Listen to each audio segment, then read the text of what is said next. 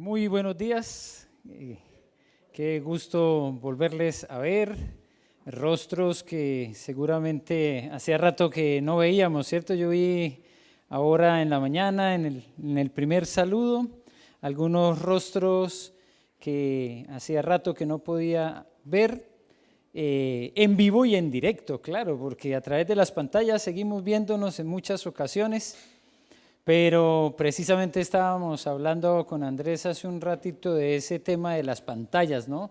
Empieza como a traer un poco de cansancio también para algunas personas, tanta conexión por las pantallas, además de que uno tiene el celular y prácticamente todos los días está haciendo uso de él. Ahora hemos estado utilizando mucho más todos estos métodos del YouTube, del Zoom, y algunas personas ya han expresado abiertamente su cansancio con tanto uso de estas pantallas. Este es un espacio para también nosotros seguir aferrándonos al Señor y sabiendo que va a ser momentáneo, pensando nosotros que el tiempo pasa tan rápido. Me encontré con un amigo esta semana y estábamos conversando de lo que había sido este proceso nuestro aquí en el país y dije, ya vamos a completar 7 años aquí en Chile. Hizo una cara así de admiración, dijo, ¿7 años? ¿Todo eso llevan acá? Y dije, sí, así de rápido pasa el tiempo, ya vamos para 7 años aquí. Así que pensemos que este tema de las mascarillas, también del distanciamiento, y de tener que estar comunicándonos tanto a través de las pantallas, también va a ser por un tiempo determinado, va a llegar a su fin. Y mientras tanto, de todas maneras, nosotros vamos a aprovechar toda oportunidad que el Señor nos dé para seguir conectados a través de cualquier pantalla, cualquier plataforma, pero en esa búsqueda de la unidad en espíritu, la unidad de corazón. Nosotros hemos estado mirando en la Escritura las últimas semanas un texto de Efesios 4 que nos recuerda la importancia de ese fundamento que se estableció en nuestras vidas cuando escuchamos de Jesús. La importancia de construir vidas a partir de un fundamento firme. La imagen que nos muestra una casa que está completamente en el aire, pues es muy poética, ¿cierto? Un cantante muy reconocido en algunos contextos hizo popular una canción de lo que llamamos en Colombia un juglar, que es un escritor vallenato. Y él decía en esa canción, yo voy a hacerte una casa en el aire para que vivas tú. ¿Sí?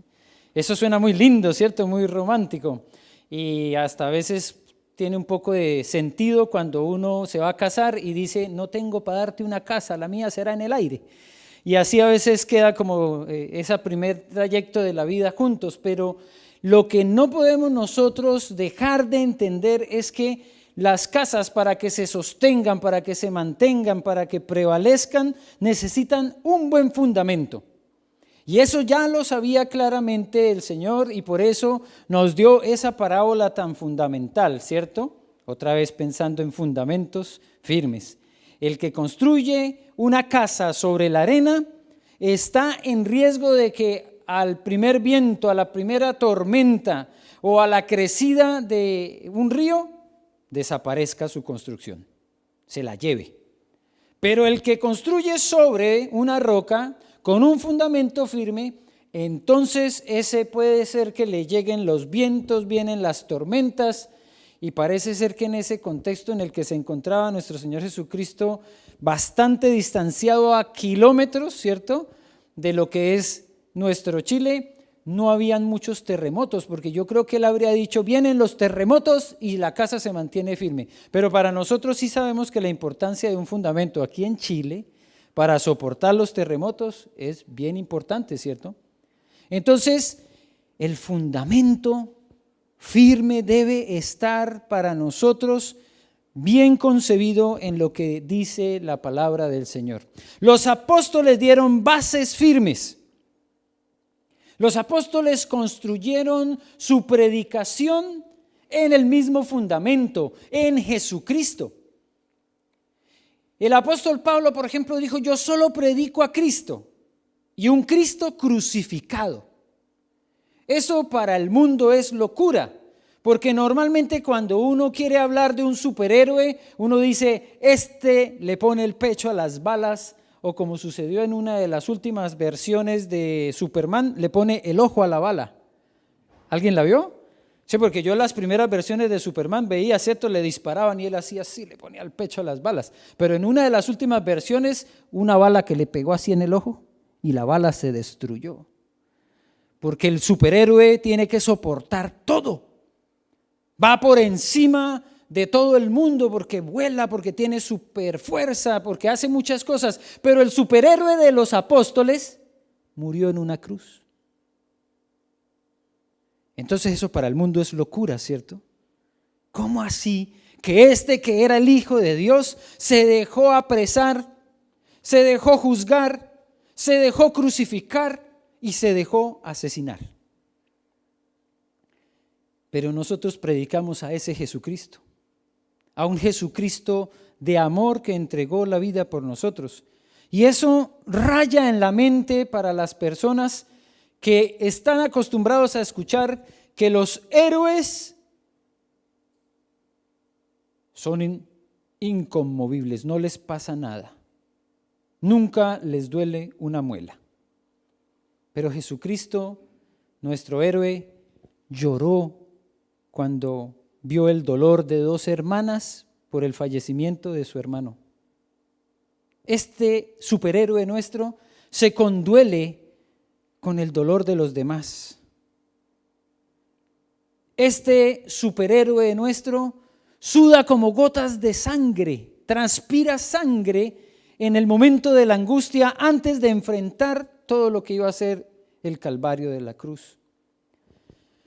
Pero no podemos poner un fundamento diferente a este. Este es el Jesucristo el que nosotros predicamos. Así que debemos tener mucho cuidado con las artimañas del error. La semana pasada a algunos nos costó un poco notar el error, ¿cierto? Aquí alguien está levantando la mano. Se me pareció escuchar ahí: ¿seré yo, maestro? Pero es así, ¿cierto? A veces nos están involucrando verdad con mentira. Nos están mezclando las cosas. Y la gente está creciendo en una fe sin fundamento. A muchos les están asegurando: ven a Cristo y te vas a encontrar con que hay solución para todos tus problemas. ¿Y en dónde dice eso en la palabra? Que Jesús es un matemático que responde problemas, soluciona problemas aritméticos y físicos. Ven y tendrás solucionado todo tu futuro. Toda tu economía va a ser mejorada cuando te acerques a Jesús y pactes con Él. Son mensajes que han calado en la mente de las personas. Pero nosotros tenemos un Jesucristo que muy honestamente, muy abiertamente, ¿cierto?, nos dijo: en el mundo tendréis aflicción. Pero dijo: pero confiad que yo he vencido al mundo.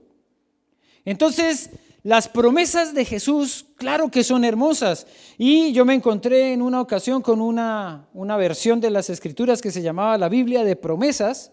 Alguna vez posiblemente ustedes la vieron, que tenía así como en gris, un poco más oscuro, las promesas de la Biblia.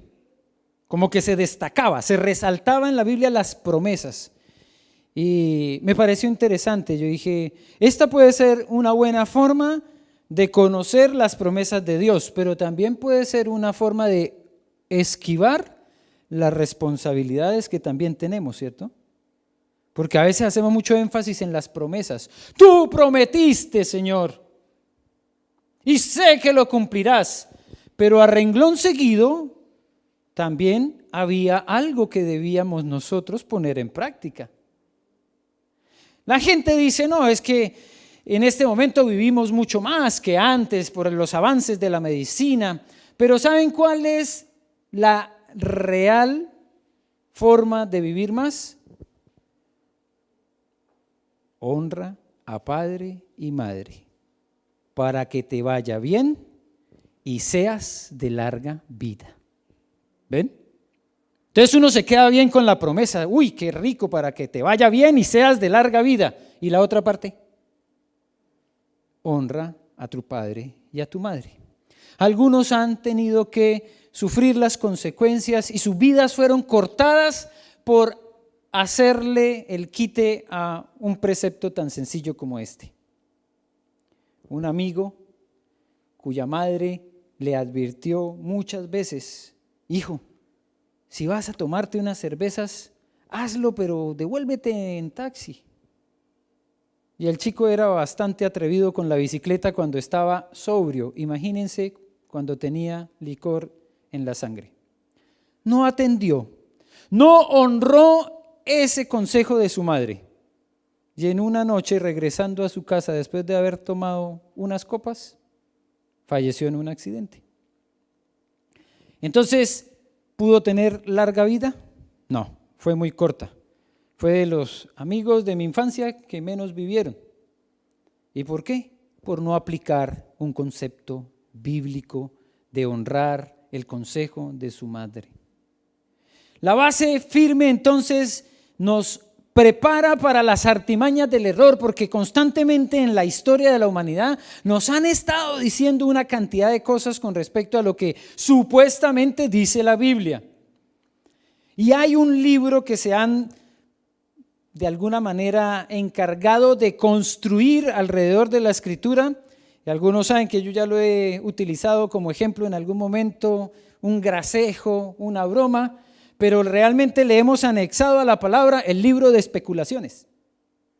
Ya hay revelaciones y le sumamos el de especulaciones, porque a veces nosotros especulamos sobre lo que supuestamente dice la Biblia. Por ejemplo, hay personas que con mucha seguridad nos dicen, la Biblia dice, ayúdate que yo te ayudaré. ¿Lo han escuchado? Y entonces uno también puede decirle, ¿y en dónde dice eso? Por ahí en alguna parte. Y ese es uno de esos versículos de especulaciones, capítulo 3, versículo 15. Porque nosotros nos encargamos en la vida de acoger todas estas mentiras y a veces las hacemos nuestras y hace parte de los ladrillos con que estamos construyendo nuestra vida. Pero claramente muchos están construyendo con un fundamento que no es el correcto, no es Jesucristo la roca firme. Por eso nosotros tenemos esta imagen que nos recuerda que la construcción es sobre la roca firme. Y hasta lo cantamos y decimos, sobre la roca estoy y solo en Cristo fuerte soy. Sobre la roca. Y eso es lo que nosotros recordamos con textos como el de Efesios capítulo 4, que nos dice esos 5 ministerios y todo lo que está haciendo la iglesia tiene como propósito que tengamos el fundamento firme. Para eso estuvieron ahí los apóstoles, pero también para eso los profetas, quienes profesan, predican el evangelio. Para eso hay entonces pastores, maestros, evangelistas. Y todos esos 5 ministerios están aquí representados en cada uno de nosotros. A veces uno piensa, ¿yo? ¿Y yo? ¿Yo qué tengo de maestro? ¿Yo qué tengo de evangelista? Pues a veces no nos damos cuenta, pero desde hace rato te han llamado para ello.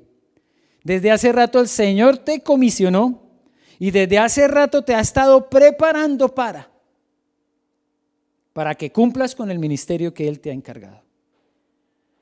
Y hoy vamos a mirar cómo la última parte de este texto de Efesios 4 nos lleva a pensar que todo esto cumple un propósito, llevándonos a tener un crecimiento, pero un crecimiento juntos, un crecimiento que va mostrándose a través de la vida. Y por eso les invito nuevamente a ir a Efesios capítulo 4. Vamos a leer hoy solo 2 versículos, el 15 y el 16.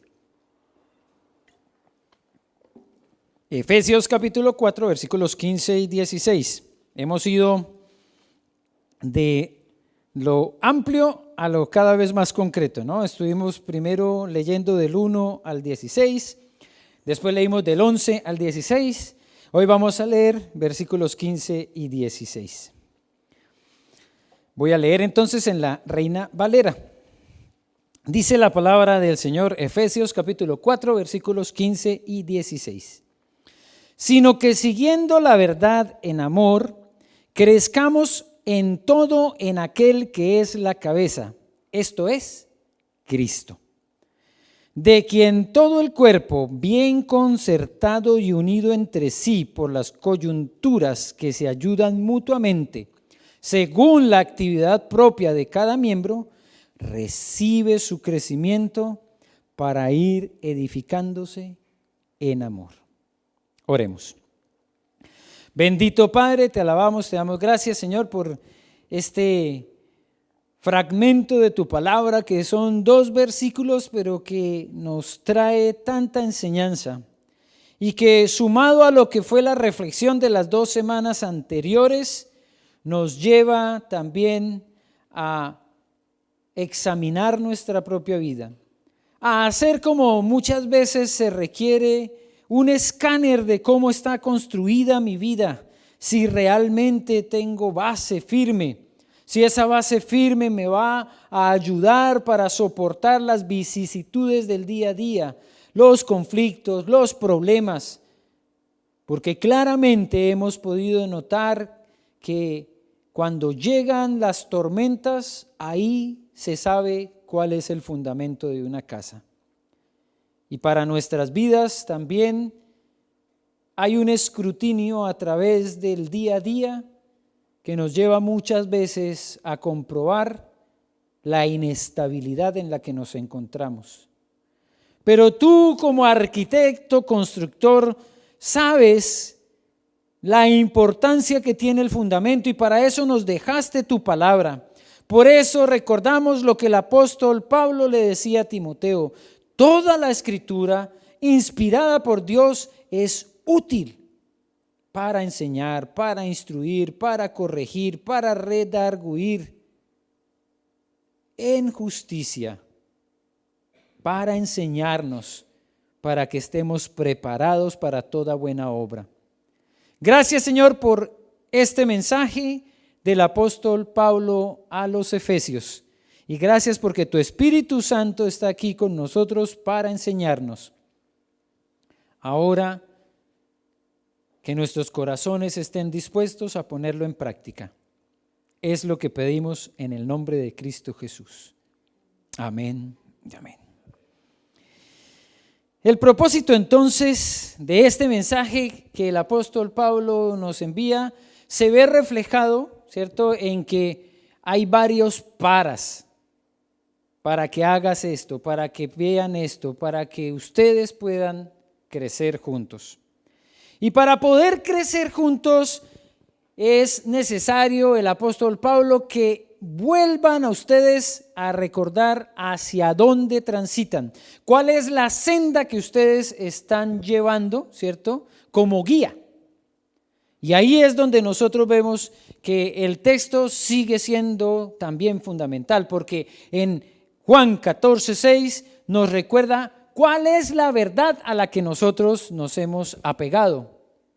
¿Qué clase de verdad es la que nosotros seguimos? La semana pasada estaba haciendo un recordatorio de un hecho que ha estado tomando fuerza en los últimos años, un concepto que han estado desarrollando especialmente a partir de la política, pero en realidad son los medios de comunicación los que hacen el ejercicio mayor de convertir hoy lo que es la verdad en una posverdad. Y uno dice posverdad, eso tiene que ver como con después de la verdad, ¿cierto? Post. Pero realmente es un concepto de manipulación de la información que hace que hoy, por ejemplo, tome mucha fuerza eso de que una mentira se convierte en verdad toda vez que se diga muchas veces. ¿Han escuchado ese concepto? que la gente escucha una mentira tantas veces que lo acepta como verdad. Entonces hubo un momento en el que la verdad era verdad y la mentira era mentira, pero hoy se habla de verdades a medias, por ejemplo. Mensajes camuflados entre realidad, mentira, ficción. Y esa posverdad es la que ha hecho que hoy, por ejemplo, muchas personas se convenzan de ciertos argumentos porque lo ven muy constantemente. Para eso, entonces, las redes de comunicación son tan importantes. A través del Facebook, a través del WhatsApp, se publicitan cadenas, llegan mensajes que se reenvían una y otra vez. Y muchas veces son mentira. Pero como varias personas lo han dicho, entonces alguien queda con la idea, debe ser verdad. Y si lo dijo tal medio de comunicación, con mayor razón. Hemos hablado en varias ocasiones, por ejemplo, de lo que sucedió en octubre del 2019 con el llamado estallido social. Muchas escaramuzas, muchos problemas, algunos cortes, ¿cierto? Protestas. Y este ejemplo fue para nosotros muy real porque a través de nuestras redes, una de nuestras hermanas en la fe transmitió algo que ella recibió en su condominio, de uno de los miembros del condominio, que estaba pasando aquí en Plaza Gaña, enfrente del mall, una protesta terrible. No se acerquen por allá porque están lanzando piedras. Y yo estaba caminando por ahí en ese momento preciso. Tomé el celular, miré y yo me quedé así como, ¿en dónde? Y entonces, porque claro, eso causa tanto temor, afecta tanto. Yo le escribí por interno a ella, le dije, voy a publicar un video explicando lo que está pasando en este momento. No te vayas a sentir mal. Pero en ese momento tomé el celular e hice un video así como un pequeño paneo. Y les dije, estoy en este momento en Plaza Gaña. No hay ningún corte, no hay ninguna protesta, tranquilos. Porque uno se altera, ¿cierto? Ya iba a salir y ahora por dónde voy. Y la angustia, me van a reventar los vidrios del auto y todo esto. ¿A través de qué? De un mensaje errado, de una mentira que se transmitió de uno a otro. Y como alguien lo recibió por allá en otra comuna, pues no puede dar fe si eso es verdad, pero yo lo transmito.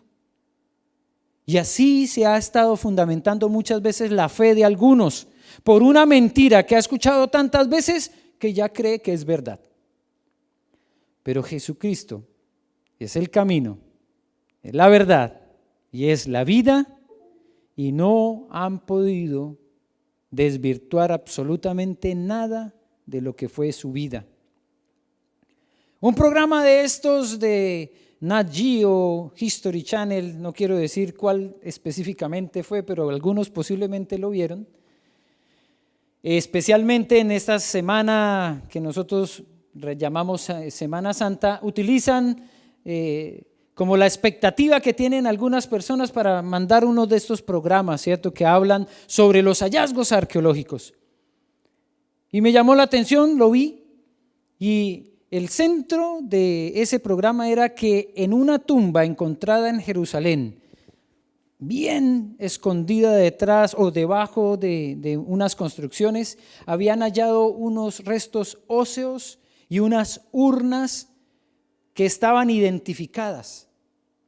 Y los nombres de esos personajes que estaban ahí eran bien llamativos porque estaba identificado una urna que decía María, otra que decía José, otra que decía Jesús. Y al final del programa, diciendo que habían hecho muestras de ADN y que habían podido cotejar que eran familiares, el programa terminó sin ninguna declaración concreta, quiénes eran estos que estaban ahí, pero sembraron la duda de que los restos óseos de uno de esos personajes que estaba ahí eran de Jesucristo.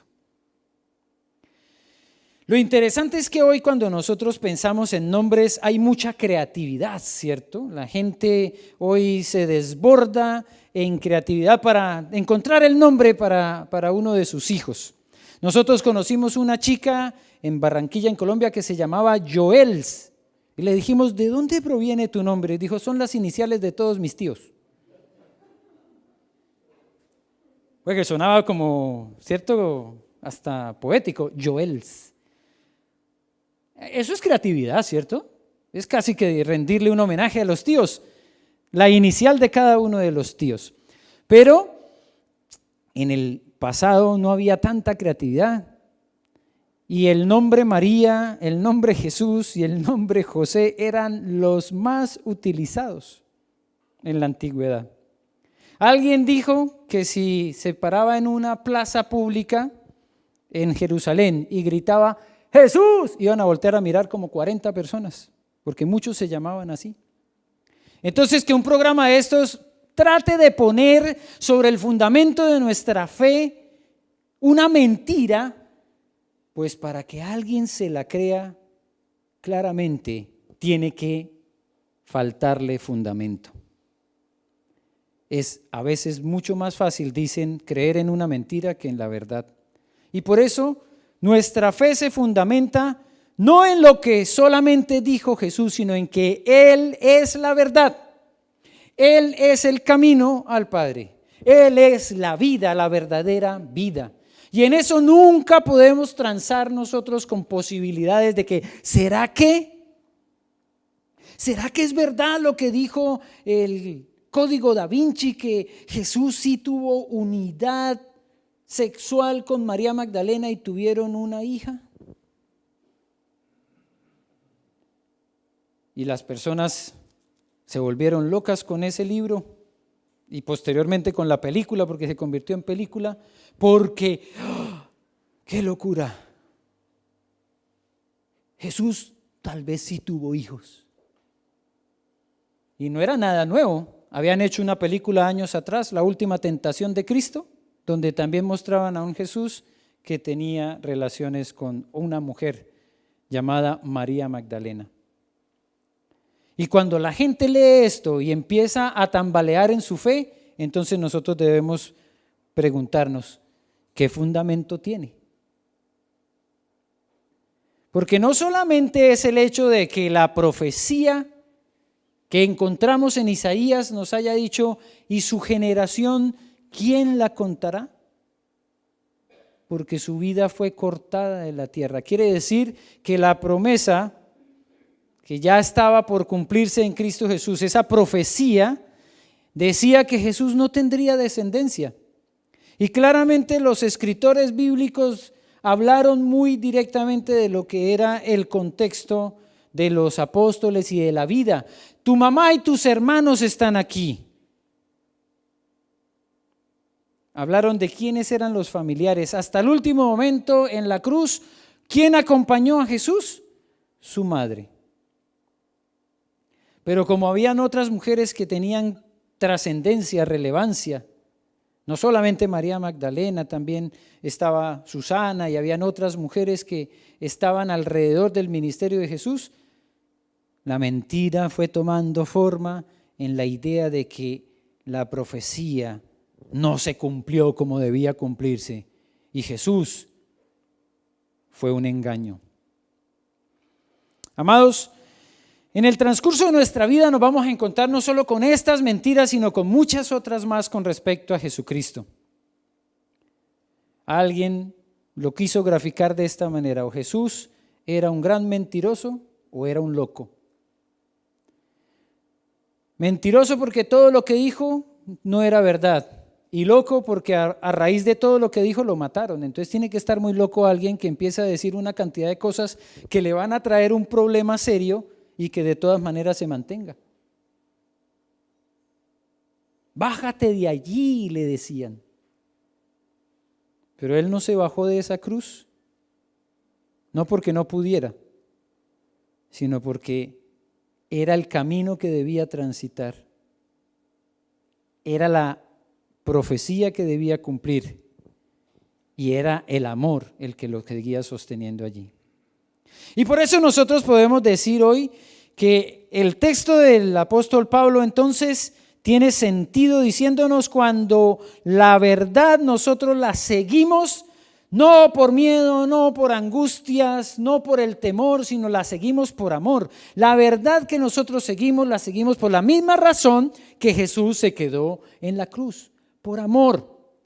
Si alguno de nosotros está siguiendo a Jesús solamente por el miedo al infierno o a la condenación, ese fundamento no es firme.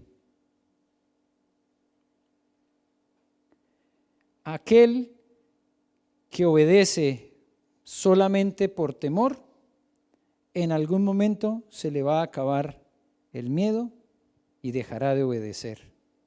Aquel que obedece y sigue a Cristo Jesús por amor, jamás se apartará de Él. Porque es una respuesta al amor de Él lo que nos debe motivar a seguir a Jesús. Por eso es que cuando el apóstol Pablo dice, siguiendo la verdad en amor, crezcamos en todo en aquel que es la cabeza, entonces nos hace pensar en el valor de la cabeza y el funcionamiento en el cuerpo de la cabeza. ¿Para qué es la cabeza? Ahí es donde nosotros debemos prestar atención del por qué es que el apóstol Pablo nos dice que seguimos la cabeza, pero la cabeza ya nos deja clara quién es. Esto es, díganlo con firmeza, porque si ustedes están leyendo saben que el texto dice, la cabeza es Cristo.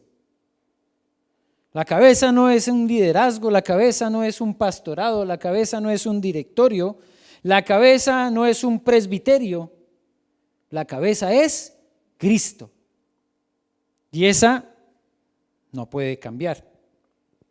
Para nosotros orgánicamente, nuestros cuerpos, la cabeza determina qué es lo que vamos a hacer en la vida. De acuerdo a nuestro pensamiento, dice la Escritura, tal cual es tu pensamiento, así eres.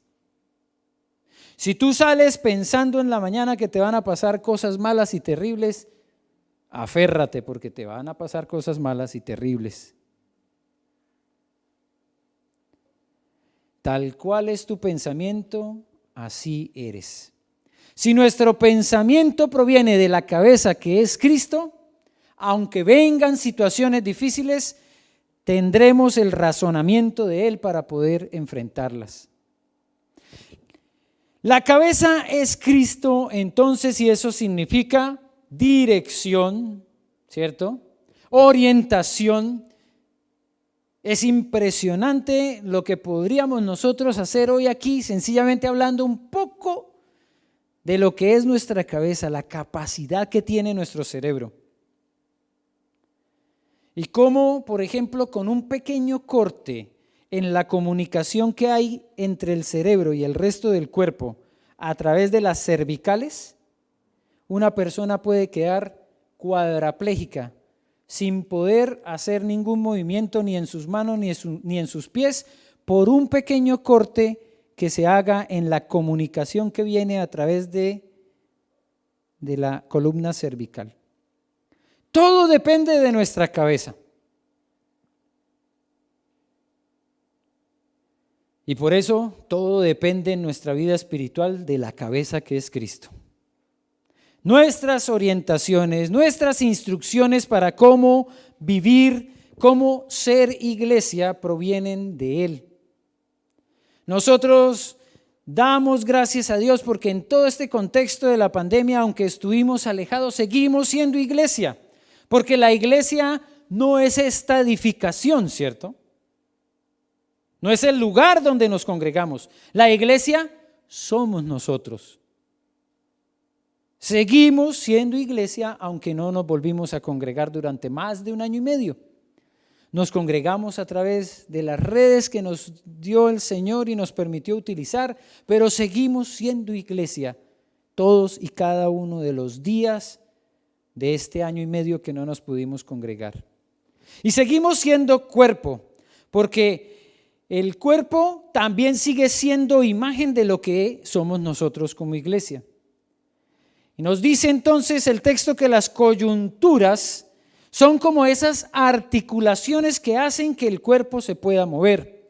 Y yo sé que a algunos de ustedes, como a mí, nos ha pasado que a veces como que nos molesta una articulación, ¿cierto? Que el codo como que, ¡ay! Y no lo puedo mover, y entonces uno empieza despacito y ya, ¡ay! Sí lo puedo mover. O una rodilla. ¿O será que soy solamente yo que ya me dio cejuela? Bueno, una amiga en estos días que seguramente está viendo por ahí me dijo, eso fue por el viaje de años que trae encima, me dijo. Sí, como que las coyunturas a veces no tienden a funcionar bien como uno quisiera, y los deportistas saben que cuando han hecho algunos juegos muy fuertes, muy bruscos, agresivos y se golpean una coyuntura, ay, ahí quedan con una articulación disminuida en su función. Pero la palabra nos dice que nosotros cuando nos articulamos, cuando tenemos la posibilidad de trabajar en equipo, estamos siendo parte de ese cuerpo que la cabeza es Cristo y que trabaja coordinadamente. Yo no tengo que utilizar un mandato, ¿cierto? O una instrucción, se me iba yendo la palabra, una instrucción para que mi cuerpo haga lo siguiente: pasa el micrófono a la mano derecha, ahora pásalo para la izquierda. No, eso es cierto que es inmediato. Cuando tú tienes en tu cabeza un pensamiento, es porque estás desocupado. Pero normalmente uno vive sin estar pensando lo que va a hacer. Lo hace sencillamente, el cuerpo responde a la articulación del uno y de lo otro, el pie mueve primero, ¿cierto? Una parte, ya sea el derecho o el izquierdo hacia adelante, y le sigue el otro, y tú no estás dándole órdenes a tu cuerpo para camina. Y eso es la iglesia. Nosotros empezamos a funcionar a veces como con las instrucciones, haz esto, haz lo otro, pero llega un momento en el que el cuerpo funciona tan coordinadamente que ya nosotros sabemos qué es lo que debemos hacer, por qué es tan importante, por ejemplo, que cuando llega una persona nueva nos desbordemos todos en acompañarle con el saludo, con la bienvenida. Tal vez hubo un momento en el que se tuvo que decir esto, pero lo tremendo es que a veces como que se nos olvida, ¿cierto? Pero ya articulamos todos la función que tenemos de cuerpo para acoger amorosamente a alguien que llega a la iglesia. Y eso significa trabajar como cuerpo. Al final nosotros que tenemos este lugar que es prestado, que es alquilado, tenemos que volver a poner las sillas en su lugar. Y entonces muchos empiezan a recoger las sillas sin necesidad de que nadie les diga. Porque ya es algo que es natural, trabajar en función del beneficio de otros. El cuerpo se mueve y ya es algo que es solamente natural. Lo que no puede cambiar nunca es que provenga la instrucción siempre de la cabeza. ¿Y la cabeza quién es? Cristo. Las coyunturas, dice, sitio de unión entre dos o más huesos, independientemente del grado de movimiento que tengan. Para que podamos movernos, necesitamos coyunturas. Y la iglesia se mueve por ustedes, por nosotros, porque cada uno de nosotros es funcional dentro del cuerpo. Pero tenemos diferentes funciones, eso sí, ¿no? Hay un brazo que, por ejemplo, tiene varias partes, ¿cierto? La mano, el antebrazo, el brazo, y coordinadamente funciona para hacer diversas cosas. Sería muy difícil si nosotros tuviéramos dos manos derechas, porque más o menos las dos manos derechas para que pudieran funcionar bien, ¿cierto? Miren, solamente hagan esto, den la vuelta a la mano y traten de aferrar algo con dos manos derechas. Pero tenemos derechas, izquierdas, tenemos ojos, tenemos oídos. Hay personas que tienen, por ejemplo, oído musical. Hay personas que han dispuesto ese talento que Dios les dio para cantar. Y qué lindo hoy escuchar a Sofi, escuchar a Joana, ¿cierto? pero no estarían diciendo lo mismo si yo fuera el que cantara ahí, seguramente. Porque hay dones, hay talentos, hay voces hermosas. Aquí nosotros tenemos a Katy, a Cris, a Dama, a Camila, a todas las voces hermosas, los talentos musicales que están participando. Y qué lindo poder nosotros disfrutar del trabajo de todos, de la bendición de poder ver aquí cada domingo otra pianista, de escuchar esas armónicas como las hace sonar solamente Alex, ¿cierto? Porque somos un cuerpo que con diferentes miembros, cada uno cumple su función. La palabra nos dice en 1 Corintios, mire, este es un texto de esos que son sencillos pero muy dicientes. 1 Corintios 12, 21. Ni el ojo puede decir a la mano, no te necesito, ni tampoco la cabeza a los pies, no tengo necesidad de vosotros. Antes bien, los miembros del cuerpo que parecen más débiles son los más necesarios. En Corintios el apóstol Pablo está hablando otra vez de la función de cuerpo, de iglesia, y todos nosotros somos necesarios. Todos cumplimos una función. Nadie puede decir, como yo no canto no soy tan importante. No es que el predicador es el más importante.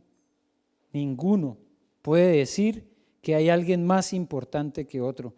Todos somos importantes en el cuerpo. Cada uno cumple una función. Pero eso sí, cumplen un mismo propósito.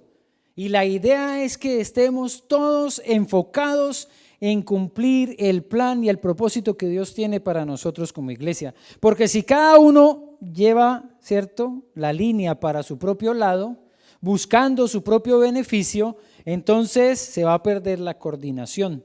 En esta unidad de manos se nos dice el peso que se puede soportar cuando hay más personas participando es tremendamente exponencial. Las fuerzas, la forma en que se multiplican las fuerzas cuando se unen es exponencial. Una persona puede levantar 40 kilos de peso. Tú dices, 2 personas deberían levantar 80 kilos, ¿cierto? 40 y 40.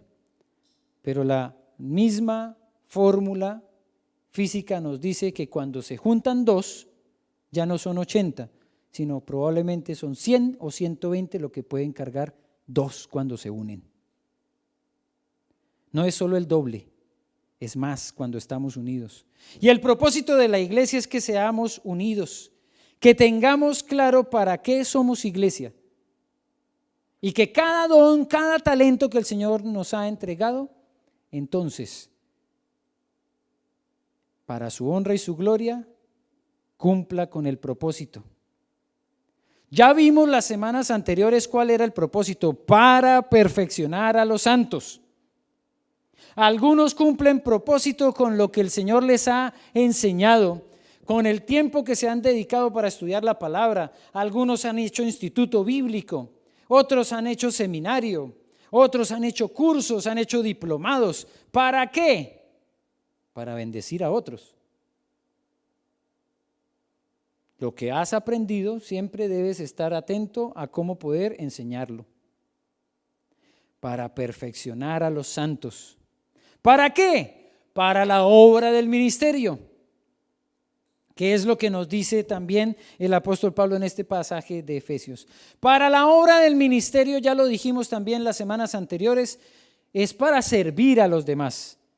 Los ministros, nosotros a veces los vemos como personas que están por encima de nosotros. Bueno, la verdad y la realidad es que los ministros son siervos nuestros, están ahí para servir a la comunidad. Por eso se llaman empleados públicos, son empleados nuestros. A veces como que se invirtieron los términos, ¿cierto? Uno está más pendiente de qué puede hacer por ellos, pero nuestra responsabilidad es orar por ellos. Pero la responsabilidad de ellos es servir al pueblo. Por eso cuando nosotros hablamos de ministerios en la iglesia es exactamente lo mismo. Es cómo yo puedo servir a otros. Porque que nos sirvan es mucho más cómodo, claro, ¿cierto? Muy bueno. Maravilloso cuando vienen hasta la mesa y nos toman el pedido y vienen y entonces nos traen después los alimentos y además vienen después y retiran los platos. Y además nunca vas en el restaurante a lavar los platos, ¿verdad? A menos que no tengas cómo pagar. Pero de resto, siempre te dan un servicio y es muy cómodo. Y a veces cuando llevamos tantos días en la casa haciendo eso, decimos, ay, un descansito, un respirito, vamos afuera, vamos a comer afuera. Pero esa comodidad también a veces la transportamos a la iglesia y decimos, qué rico que nos sirvan. Pero atentos que la obra, el ministerio que desarrolla la iglesia entre todos, donde todos somos necesarios, es con el ministerio que el Señor te ha encargado a ti. Porque tú haces parte fundamental de la iglesia. Y cualquier preparación, cualquier predicación, cualquier enseñanza que estás recibiendo es para prepararte para el ministerio.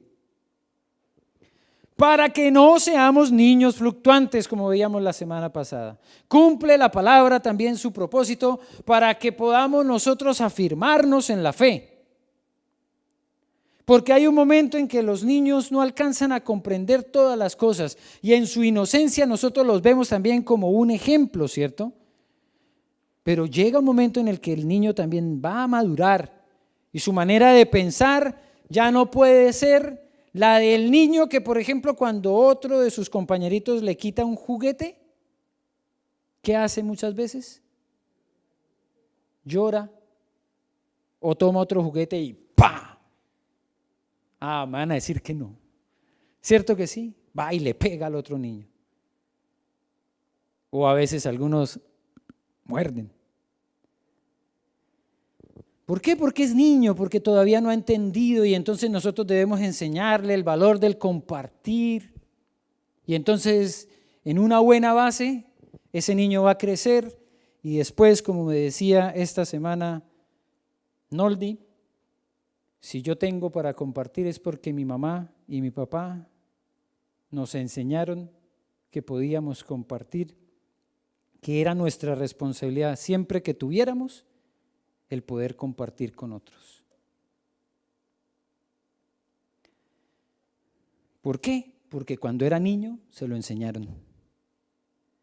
Y por eso es que nosotros hay conceptos que debemos aprender de niños, pero también hay actitudes que debemos dejar, ¿cierto? De lo que éramos cuando éramos niños. Así que si el niño que creció sigue todavía llorando cada vez que le quitan el puesto en la iglesia, ese era mío, así a mí me gustaba, quedaba cerca de la estufa, me daba más calorcito. Entonces no ha crecido.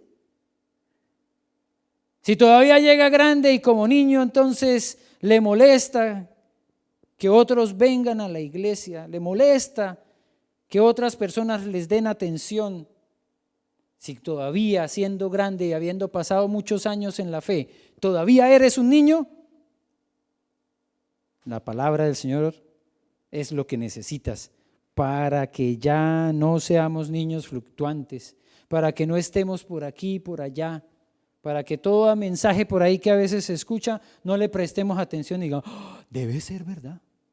Sino que vayamos y cotejemos con la Escritura. Todo mensaje que escuchamos tiene que pasar por el filtro de la Escritura. Y como dice este texto que nosotros pudimos hoy compartir, ¿cierto?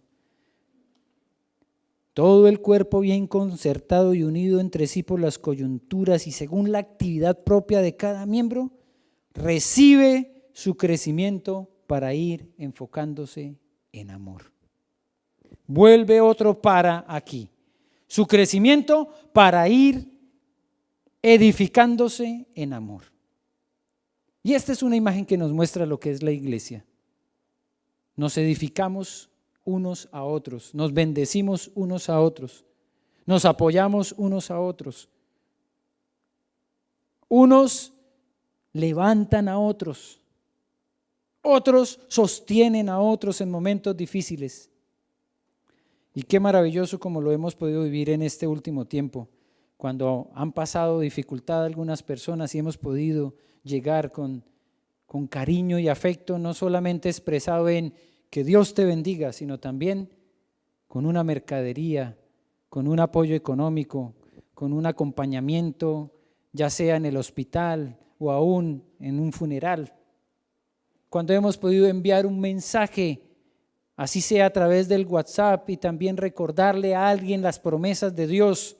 Cuando hemos podido compartir un testimonio, porque los testimonios fortalecen a otros también. Cuando hemos podido vivir en comunidad sabiendo que hacemos parte de un cuerpo, que soy necesario y que el Señor me ha preparado para poder bendecir a otros. Entonces este texto cumplirá el propósito completo para perfeccionar a los santos, para el ministerio, para no ser niños fluctuantes y para edificarnos y crecer juntos en amor. Señor, te damos gracias por esta palabra hermosa, maravillosa. Gracias por este texto que el apóstol Pablo, con tanto cuidado en sus palabras, transmitió el corazón de lo que es la iglesia. No es un edificio, no es una organización, es un organismo como nuestro cuerpo, es un ejemplo que tú nos dejaste. La cabeza eres tú y el cuerpo somos nosotros los encargados de coordinadamente actuar, hacer, servir. Ayúdanos, Señor, a entender lo que cada uno de nosotros pueda verse reflejado en el cuerpo como un miembro más. Así sea un dedo pequeñito que uno dice no cumple muchas funciones, claro que sirve. Así sea solamente una falange de un dedo, ¿cuánta falta hace cuando no está? Extrañamos a muchos de nuestros hermanos porque esta pandemia nos hizo distanciarnos. Pero damos gracias porque aún en medio de la distancia seguimos siendo uno solo, un cuerpo, una fe, un solo amor, porque tenemos un solo Señor, Jesucristo, el fundamento de nuestra fe. Damos gracias por este mensaje del apóstol Pablo y por la bendición que ha traído a nuestras vidas y porque cada uno que hoy ha escuchado este mensaje, seguramente el Espíritu Santo le ha estado redarguyendo para identificar de qué manera va a bendecir a otros con el llamado que tú les has hecho. Por eso, gracias, Señor, por este hermoso mensaje, por tu fidelidad con la iglesia y por este tiempo que pudimos reflexionar en ti. En el nombre de Cristo Jesús oramos. Amén y amén.